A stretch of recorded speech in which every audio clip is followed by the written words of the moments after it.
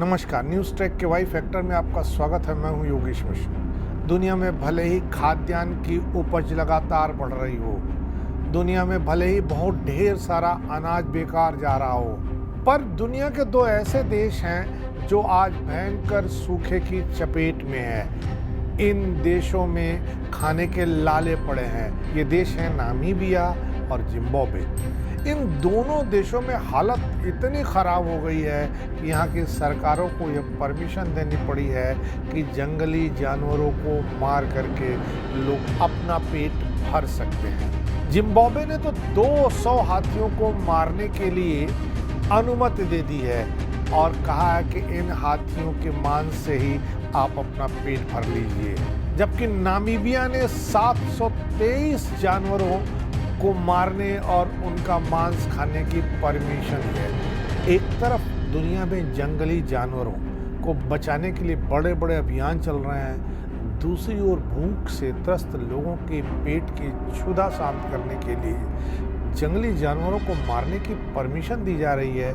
आप सोच लीजिए हालात कितने खराब हैं। नामीबिया में 83 हाथी, 30 दरियाई घोड़े, 60 भैंसे, 50 इम्पाला, 300 जेब्रा और 100 एलैंड जानवर मारने की परमिशन दी गई है। हद तो यह है कि इन दोनों देशों में अपार खनिज है। जिम्बाब्वे में जहां स्वर्ण भंडार है, नामीबिया में वहीं हीरे की खदानें हैं। पर्याप्त मात्रा में यहाँ हीरा पाया जाता है, लेकिन इसके बाद भी प्रकृति की मार ने इन दोनों देशों को तबाह कर रखा है। दरअसल अल नीनो के कारण सूखे ने दक्षिण अफ्रीका को तबाह कर दिया है।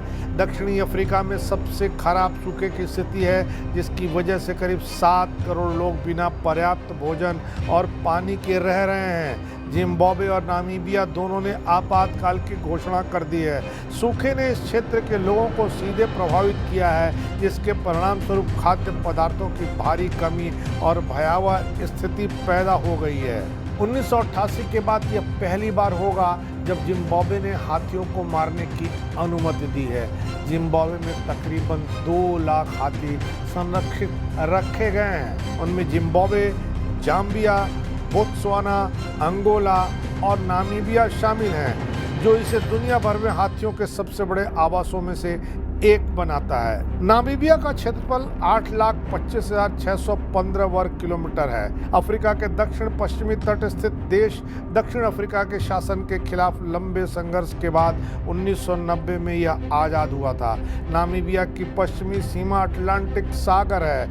यह उत्तर में अंगोला और जाम्बिया, पूर्व में बोत्सवाना और पूर्व और दक्षिण में अफ्रीका के साथ भूमि सीमा साझा करता है। नामीबिया की खासियत यह है कि यह उप सहारा अफ्रीका का सबसे सूखा देश है। यह दुनिया के सबसे कम आबादी वाला देश है और यहाँ की जनता भूजल पर निर्भर है। देश के अंदरूनी हिस्सों में सतही जल केवल गर्मियों के महीने में उपलब्ध होता है, जब नदियाँ असाधारण वर्षा के बाद बाढ़ में होती हैं। पिछली सदी में नामीबिया में 1 लाख से ज़्यादा बोरहोल खोदे गए हैं। इनमें से 1/3 बोरहोल ऐसे निकले जो पूरी तरह से सूखे थे।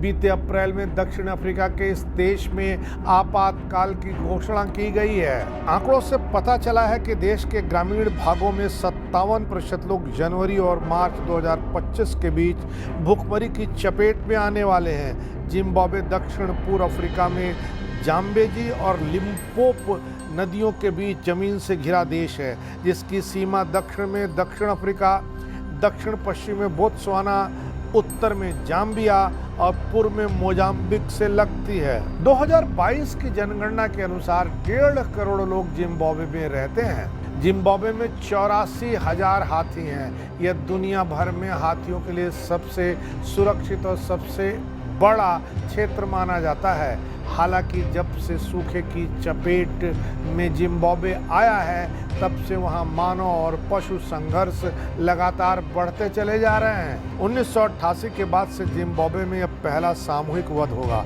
हाथियों के संरक्षण को लेकर के जिम्बाब्वे की दुनिया भर में कई बार सराहना हुई है, लेकिन आज हालात ये हैं कि जिम्बाब्वे संयुक्त राष्ट्र संघ में इस बात के लिए संघर्ष कर रहा है कि हाथी दांत के व्यापार पर लगा प्रतिबंध हटा दिया जाना चाहिए। जिम्बाब्वे यह लड़ाई संयुक्त राष्ट्र संघ में सिर्फ इसलिए लड़ रहा है क्योंकि उसके पास तकरीबन $6 लाख के हाथी दांत सुरक्षित हैं, जिसे वो प्रतिबंध के चलते बेच नहीं पा रहा है। जिम्बाब्वे की सरकार का मानना है कि अगर संयुक्त राष्ट्र संघ ने यह प्रतिबंध हटा दिया तो $6 लाख जिम्बाब्वे को हासिल हो जाएंगे, जो भूखमरी के इस दौर में उसके काम आएंगे। इस बार इतना ही, अगली बार फिर मिलेंगे किसी नए सवाल पर नए ढंग से बात करने के लिए। तब तक के लिए नमस्कार।